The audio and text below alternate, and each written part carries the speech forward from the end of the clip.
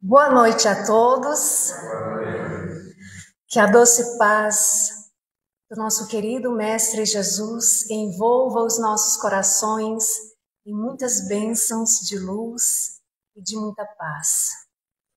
Agradecidos a Deus, estamos por mais uma oportunidade de aqui estarmos neste mundo físico, agradecendo a Jesus que nos trouxe o Consolador prometido, a doutrina dos Espíritos, para que pudéssemos investir em nossa melhoria íntima, para que nós pudéssemos ser colaboradores do bem. Havia um homem, chefe de família. E esse chefe de família plantou uma vinha.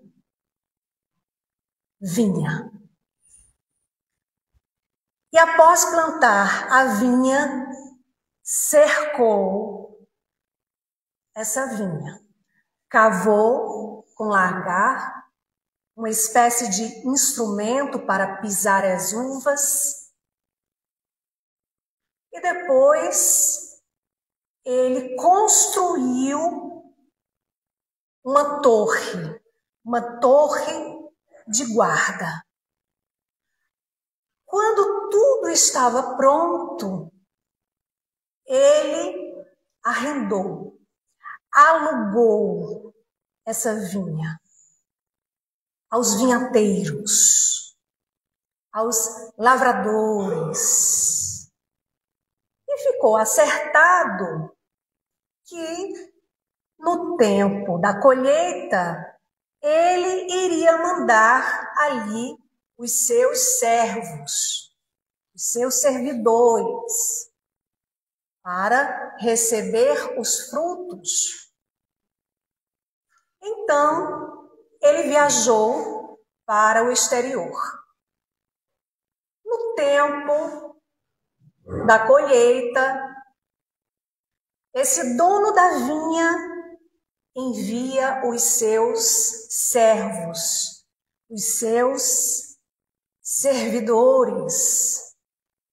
Só que esses servidores, ao chegarem lá, eles foram presos, foram espancados, mortos. Então o senhor da vinha, sabendo o que houvera acontecido, disse: então agora eu vou mandar um grupo maior de servidores. E esses servidores, ao chegarem lá, também foram presos, espancados, mortos. E aí o dono da vinha disse: agora só me resta mandar o meu filho, o herdeiro. E o dono da vinha, então, manda o seu herdeiro. O que aconteceu com esse filho? Foi perseguido, foi preso, espancado, morto. Agora imaginem que nessa história, que nesta parábola, o dono da vinha é Deus. A vinha é a sua lei, que ele estabeleceu para que pudéssemos cultivar essa vinha em nossos corações. E então poder produzir os frutos desejados. Quando é que não produzimos os frutos desejados? Quando nos afastamos dessa vinha, dessa lei. E os Espíritos vão nos lembrar na questão 614 de O Livro dos Espíritos, que essa lei é a única e verdadeira felicidade do homem, porque nos indica o que nós devemos fazer e deixar de fazer. E só nos tornamos infelizes quando desta lei nós nos afastamos. Então, através de nossas escolhas equivocadas, nós costumamos plantar sementes doentes. E uma vez as sementes adoecidas não podem dar frutos bons, sadios. Mas vejam vocês que nesta parábola, a torre de guarda, ela é construída. E essa construção simboliza a proteção de um pai que zela por nós, que zela pela sua criação. Os vinhateiros são os homens em sua jornada evolutiva. E Allan Kardec vai nos dizer que os vinhateiros são os homens que devem ensinar e praticar a lei. Ou seja, somos todos nós que já temos do conhecimento e que devemos agora, com a luz do conhecimento espírita, colocar em prática aquilo que a gente vai aprendendo, para fazer multiplicar em outros corações através de ações renovadas no bem. E os servidores? O que simboliza os servidores da vinha?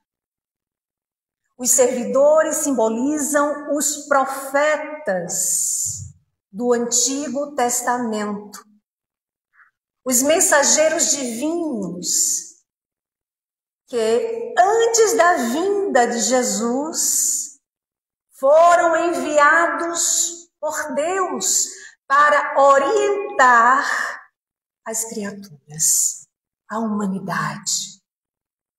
E o que foi que fizeram com esses servidores, com esses mensageiros, com esses profetas?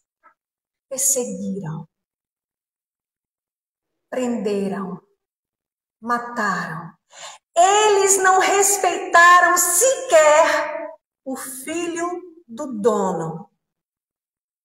Quem simboliza o filho do dono da vinha? Jesus. Eles não respeitaram sequer Jesus. Mas ao final da parábola, Jesus pergunta: vocês nunca leram as Escrituras? A pedra que os construtores rejeitaram é a pedra angular, a pedra do equilíbrio, aquela que teve um destino trágico nas mãos dos homens. Então Jesus anuncia, e nós encontramos nos evangelhos de Mateus, Lucas e Marcos. Jesus anuncia que o reino de Deus seria retirado daquela geração e seria concedido a uma nação que produzisse os frutos desejados. E lembremos que Jesus foi rejeitado pelos sacerdotes de sua época. Os seus ensinos foram combatidos. Porém, o tempo demonstrou e vem demonstrando dia a dia que é sobre o seu evangelho que está erguendo o verdadeiro edifício religioso que abrigará a humanidade. Jesus não criou nenhuma igreja. Jesus não criou nenhum templo de pedra. Mas ele convida aos nossos corações a fortalecer essa torre, esse templo sagrado dentro de nós, para que possamos multiplicar, produzir bons frutos, alcançando a outros corações. Neste livro, a Gênese é o 5º livro, a 5ª obra da codificação. Aqui no capítulo 17, Predições do Evangelho, na página 250, no primeiro parágrafo, Kardec vai nos lembrar. Depois de 18 séculos, a humanidade chegava à idade viril, estava preparada, estava madura para compreender o que Jesus não fez senão aflorar. Porque o próprio mestre disse que não seria compreendido. E por isso, muitas vezes, Jesus utilizou de parábolas, de alegorias, de histórias, para facilitar o entendimento daquele povo de sua época. Então, no livro Obras Póstumas, na segunda parte, na página 291, no subitem, nós vamos encontrar, em 17 de janeiro de 1857, na casa do senhor Baldim, um espírito amigo identifica-se pelo nome de Z. Então, o que aconteceu?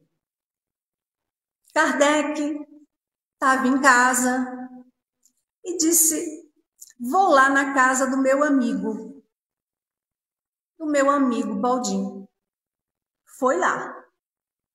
A irmã de Baldim, médium, recebe a comunicação de um espírito amigo que se identifica por Z.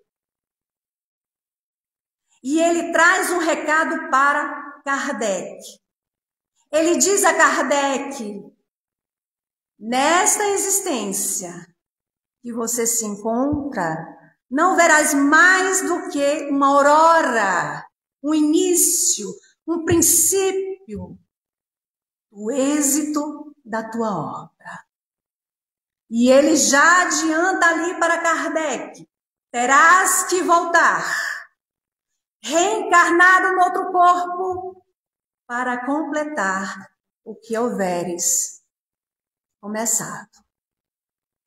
Então, terás a satisfação de ver em plena frutificação as sementes que houveres plantado, espalhado pela terra. Não dava mais tempo. O que era que aquele espírito estava dizendo a Kardec? Kardec já tinha passado aí dos seus 50. Não dava tempo dele ver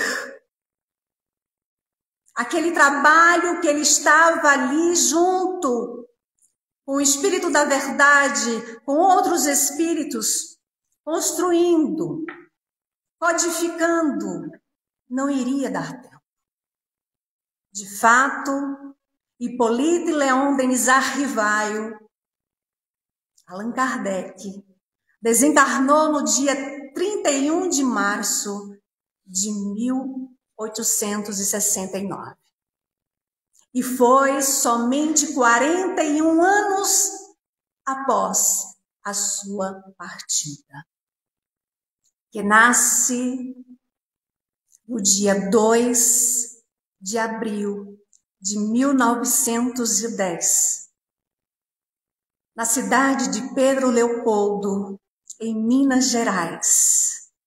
O nosso querido Francisco Cândido Xavier, o nosso Chico. E com sua mediunidade extraordinária, o Chico psicografou mais de 400 obras. Então, finalmente, o Espiritismo finalmente encontrou terreno fértil para frutificar, para espalhar para o mundo inteiro, tendo no Brasil como centro de irradiação. Imaginem vocês, a missão espírita no Brasil começou a ser revelada em 1938, através desta obra Brasil, Coração do Mundo, Pátria do Evangelho. Psicografia de Chico Xavier, ditado pelo espírito Humberto de Campos, que de uma maneira extraordinária, Humberto de Campos nos traz os bastidores daquela época, das conversas. E é no primeiro capítulo que nós vamos encontrar uma conversa de Jesus com Relio. Quem é Relio? Relio é um de seus elevados assessores espirituais. Jesus revela a ele o destino especial reservado ao Brasil. E Humberto de Campos narra que Jesus, com suas mãos para o alto, como que pedindo a bênção do Pai, se referindo ao Brasil, ele diz: para esta terra maravilhosa e bendita será transplantada a árvore do meu Evangelho, de piedade e de amor. No seu solo dadivoso e fertilíssimo, todos os povos da terra aprenderão a lei da fraternidade universal.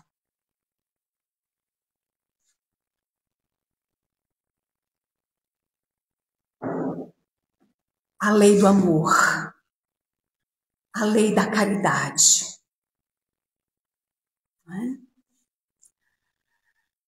E aí a gente volta para a parábola.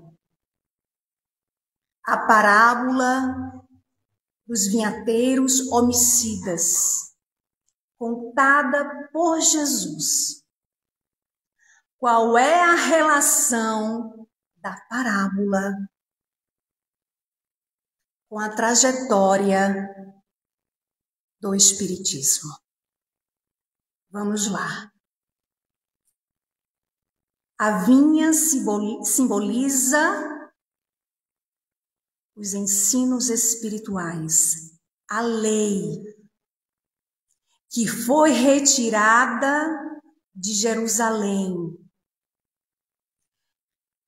cultivada temporariamente na França, para finalmente ela se estabelecer no Brasil. Há quem diga, nossa, que privilégio. Tenhamos cuidado com esse pensamento, com essa vaidade. Certa feita, um repórter perguntou ao Chico: como o senhor explica o título do livro Brasil, Coração do Mundo, Pátria do Evangelho, que recebeu no ano de 1938, quando o Brasil tem milhares de menores abandonados, de desempregados, de miséria. E o Chico humildemente respondeu: meu filho, o fundador do Evangelho foi crucificado. Por que esperar privilégio para um país? Não é privilégio, é responsabilidade. E aí vem a pergunta para nós: qual é a nossa responsabilidade? Nós que nesta existência reencarnamos no Brasil, nós que trazemos débitos inúmeros, múltiplos de existências pretéritas. Qual é a nossa responsabilidade? Nós que agora, nesta encarnação, temos a luz do Consolador prometido por Jesus. Ele nos prometeu o Consolador. Está no Evangelho de João, registrado no capítulo 14.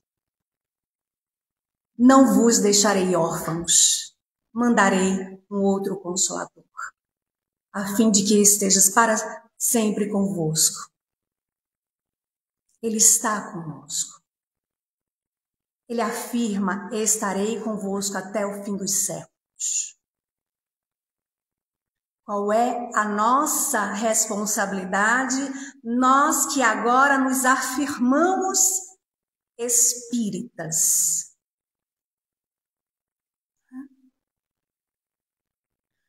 Nós que com a orientação do conhecimento espírita e o amparo do Cristo, temos a chance de cultivar em nossos corações a vinha, a lei, para que possamos produzir os frutos espirituais que Jesus espera de cada um de nós. O que estamos semeando no jardim dos nossos corações? O que estamos fazendo com essa lei, com essas sementes que nos foram dadas. Ao retornar ao livro, a Gênese,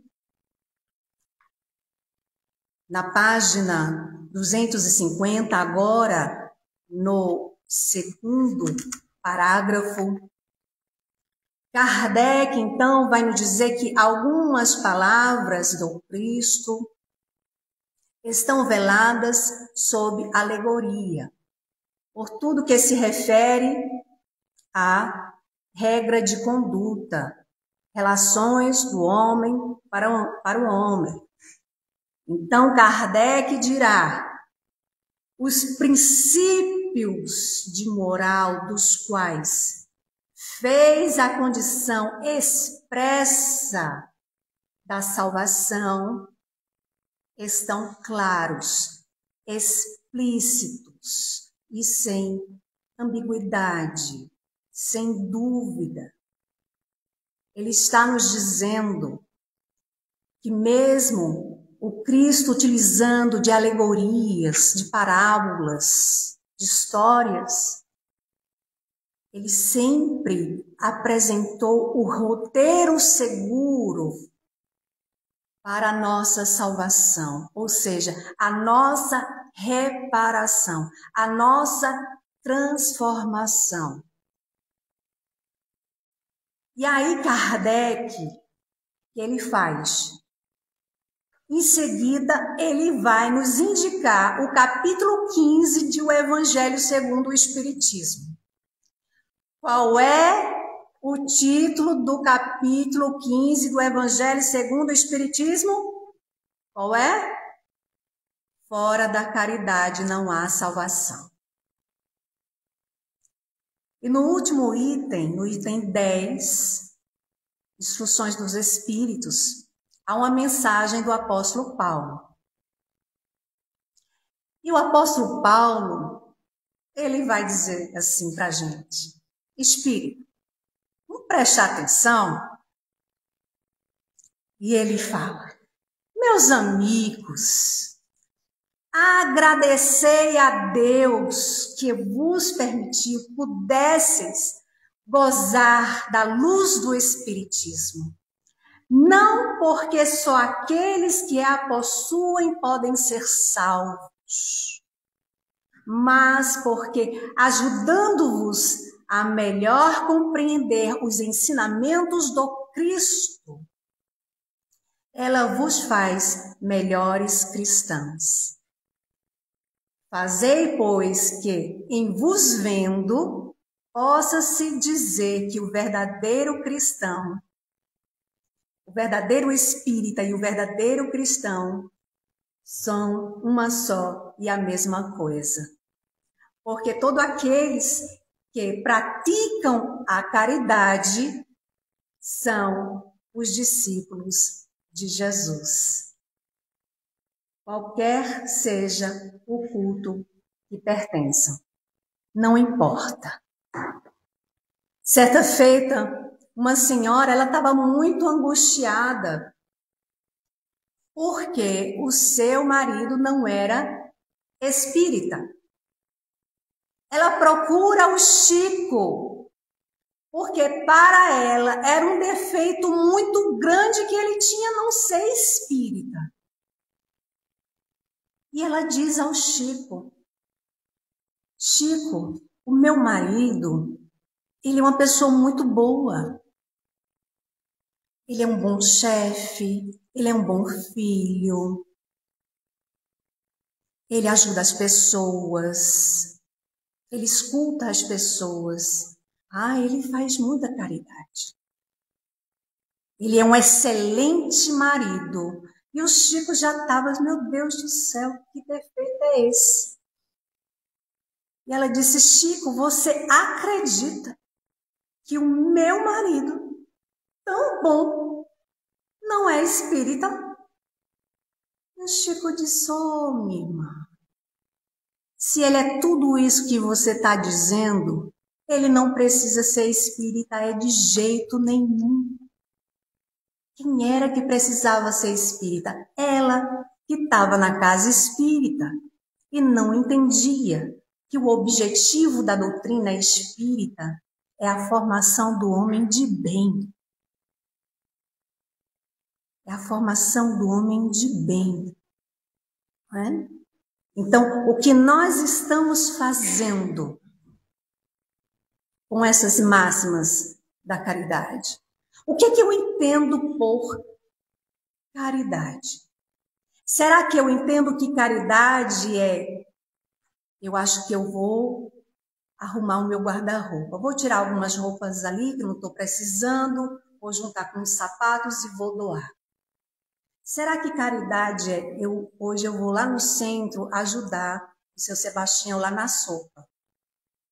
Será que caridade é... fulano está precisando de ajuda financeira. Eu vou dar a minha parte. Né? Porque ele está precisando. Será que a caridade ela se resume em dar ajuda material? Ajuda material é dever nosso. Se sabemos que o nosso irmão precisa de ajuda, é dever nosso ajudar, é beneficência. Mas há uma caridade muito maior que aquela que podemos fazer e devemos com nós mesmos. É essa que nos transforma. Porque à medida que a gente transforma, a caridade se torna natural. Eu passo a desejar o bem para aquele que me deseja o mal. Eu passo a orar por aquele que me calunia, que não gosta de mim, que não foi com a minha cara, que não gosta das minhas palestras. Eu passo a querer bem. Eu passo a olhar para o outro como filho de Deus. Todos nós somos. Eu passo a lembrar do Cristo e dizer, Senhor, diante dessa situação tão difícil, o que faria tu se estivesse no meu lugar? Como gostaria que eu agisse diante dessa situação? Eu passo a lembrar dos ensinos de Jesus, do seu amor, da sua fraternidade, da sua solidariedade, de quando ele recomendou aos apóstolos para converter pela doçura, pelo amor, pela humildade. Eu passo a entender a regra áurea que ele nos ensinou. Passamos aos outros tudo aquilo que gostaríamos que a nós fosse feito. Mas vamos a uma outra pergunta. Que diria o Cristo se vivesse hoje entre nós? Que diria o Cristo se visse que ainda ambicionamos a posse, o dinheiro, os títulos, os diplomas?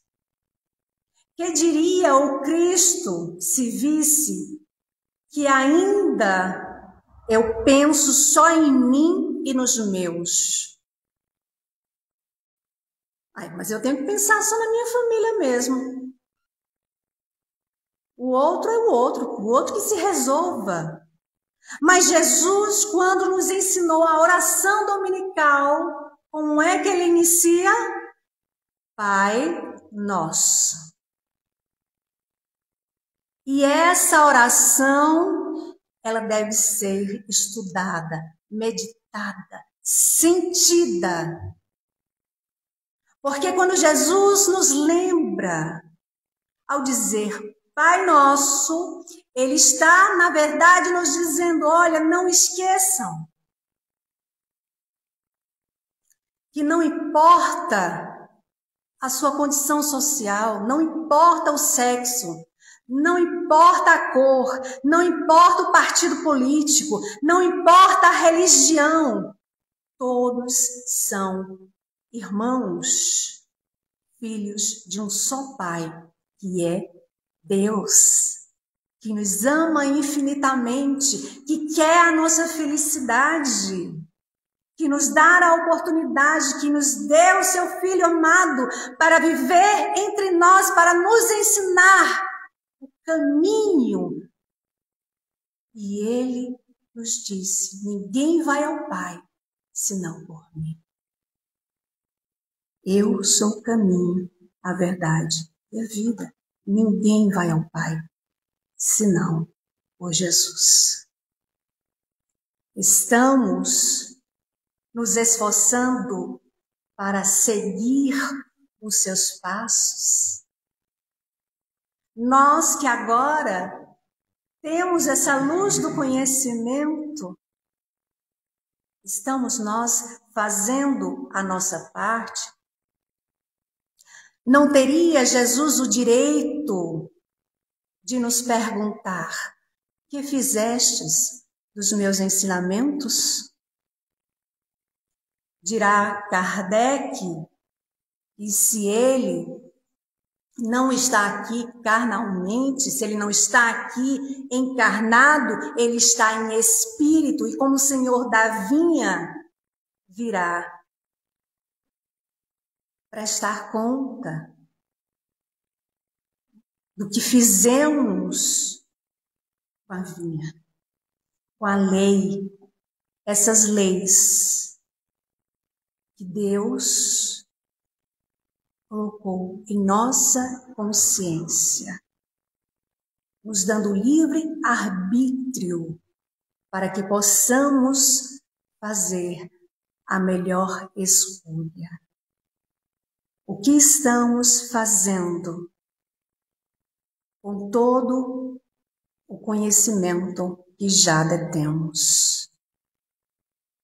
No livro Momentos de Decisão, é um livro de psicografia de Divaldo Franco, pelo espírito Marco Prisco, e ali no capítulo 5, há uma mensagem intitulada Ganhe o dia de hoje.